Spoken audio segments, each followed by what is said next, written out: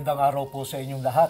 Nandito na naman po kami ni Father Emmanuel Nono Alfonso ng Society of Jesus para ipagpatuloy ang ating talakayan tungkol po sa kontrobersyal na Reproductive Health Bill o sa kanyang bagong pangalan na Responsible Parenthood Bill. Maraming salamat sa iyo, Father Nono, at hindi ka nagsasawa na Thank you rin po. Thank you rin po, Bishop. Daming naliliwanagan na Talaga, babago pati ang pananaw. Salamat sa pagtutulungan sa ganitong paliwanag. Okay, handa ka na ba? Sure, sige po. Sa linggong ito, magbigay tayo ng tutok dito sa sinasabi ng mga nagsusulong ng RH or PH bill na sila raw ay kontra sa abortion. At ito ay pagsunod sa konstitusyon na nagbabawal sa abortion. At ito raw RH bill ay isang tulong para maibaba ang abortion rates. Anong masasabi mo dyan? Una po, Bishop, para lang kumbaga, alam natin yung mga datos, Ang sabi po nila, Bishop, dito po sa ating bansa, ang cases of abortion, yung reported, siyempre marami hindi nare-report, Pero mga po yan, tinatayang mga 800,000 yearly ang abortion. Nakakaano po, kahit conservative estimate sa marami yun. Yes, very, po. Pero may dalawa akong sagot dyan, doon po sa natin, saliksik, at pangalawa doon sa mga nakapanayam natin sa mga radio interviews natin, Una po, Bishop, yung ito very, very basic. Pag pag available, 'di ba, yung mga, 'di ba, yung mga pang-artificial method, pag available yung mga ganyan, meron pong parang napopromote na na parang kultura ng yung tinatawag natin na casual sex, At yun po, wala na tayong control diyan, kaya yan, yung ganyang klaseng kultura can lead to more cases, more cases of abortion. Kasi halimbawa po, Bishop, sa Estados Unidos po, ang sinasabi po nila na yun sa kanila, 'di ba, yung available yung mga yan, and raw po, and since the Roe versus Wade Supreme Court decision which allowed abortion, plus the fact na ayun nga, meron sila nitong mga artificial gadgets na ito, mula raw po noong 1970s hanggang ngayon, ang ang cases ng abortions ay umabot na sa 30 million cases. So, po yun? Hindi batay pa lang dyan sa datos na binibigay mo, Father, hindi pala garantiya na kapag available ang mga yan, mag-iiba ang behavior ng mga tao at yung sinasabing pagbaba ng abortion ay mangyayari. Nandiyan pa rin. Alam mo, habang nagsasalita ka, pumasok sa isip ko, nung ako'y estudyante doon sa States, nagkaroon sila ng kampanya naman laban sa AIDS, HIV/AIDS. At talagang nag-promote ng use of condom, etc.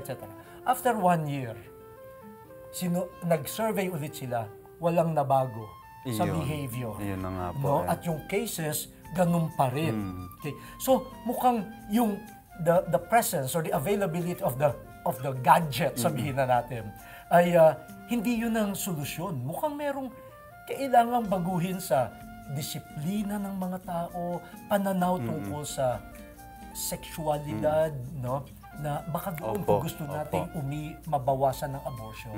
Yung pangalawa pong naman, dahilan din, kaya hindi ka makukumbinsi dito sa mga argumento ng nagsusulong ng RH o RP bill, na sila raw nga pinabababa nila yung abortion cases. Ito po naman kasi karamihan po doon sa mga cases of abortion ay nagmumula doon sa tinatawag nating unwanted pregnancies, di po ba?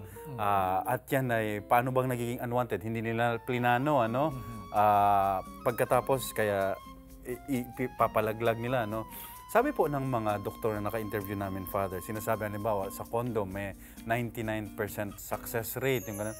Yung 1% lang daw na yun, na yun eh.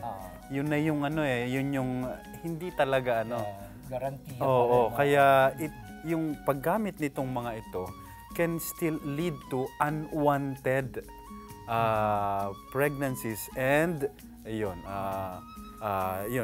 by conclusion pagpapalaglag so hindi po talaga hindi po talaga garantisado na if you make available all of these artificial gadgets magpapababa yan. Oo. At maganda nagbibigay ka ng datos. Habang nakikinig ako sa iyo, parang may katulad niyan, pati yung term na unwanted pregnancy. Parang ang gusto ngayon, kapag merong available na contraception, ang pregnancy unwanted. Pero ano ang wanted? Ano ang gusto? Sex lang. Sex lang na walang commitment sa posibleng bagong buhay na ibibigay. No? So, ang mangyayari, we avoid daw unwanted pregnancy in order to avoid abortion. Pero we want to propagate naman na culture na basta sex on demand, wanted sex, but unwanted casual sex. Unwanted ang commitment, unwanted ang At kapag nagkataon na nagbuntis dahil unwanted, meron na ngayong mentalidad na hindi ko naman gusto ito So I can do with it. Na kung what I want to do with it, kung gusto ko ipalaglag, ipapalaglag ko. Pero parang nakakakilabot, parang hindi na ito pag-ano sa buhay. Pero may gusto pa ako itanong sa iyo na meron kasi mga sinasabing contraceptives na abortifacients daw. Ano ba yun? Baka pwede mong ipaliwanag yung abortifacient. Nako, hindi po kasi ako Dr. Bishop, medyo komplikado pero yun nga hindi nga kasi Bishop, yun nga yung sinasabi po ng mga doktor, yung mga sinasabing contraceptive lang daw, 'di ba? Hindi mabubuntis.